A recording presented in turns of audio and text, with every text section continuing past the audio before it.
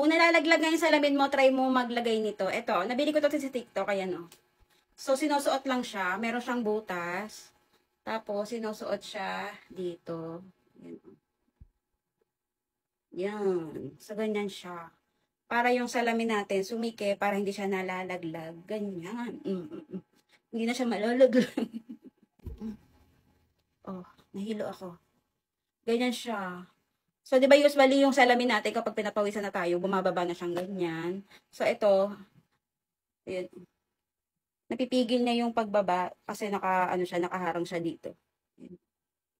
Tapos, bumili rin ako ng, eto. Actually, binili ko lahat ng klase niya. So, ito lang nagustuhan ko yung bilog. Ito ko nabili to sa Metro Sanis. Actually, ganito nga yung binili ko, 4 na piraso. Kaya lang, parang nakakailang siyang gamitin. Hindi ko siya type. Tapos, ang luwag din ng butas niya. Kapag sinuot ko tong pinaka-handle ng eyeglass ko, maluwag. So, useless din siya.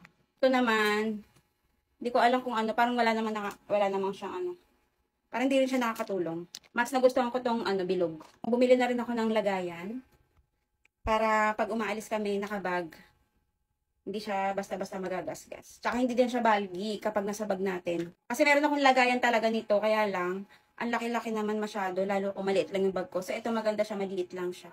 And then, ayan, leather na siya, hindi siya basta-basta magagasgas yung salamin natin. So, kung naghanap din kayo ng ganito, yung, pang pasikip ng salamin para hindi nalalagyan, yun lang yung link ko sa labas kasi ako nakabili. Check out na.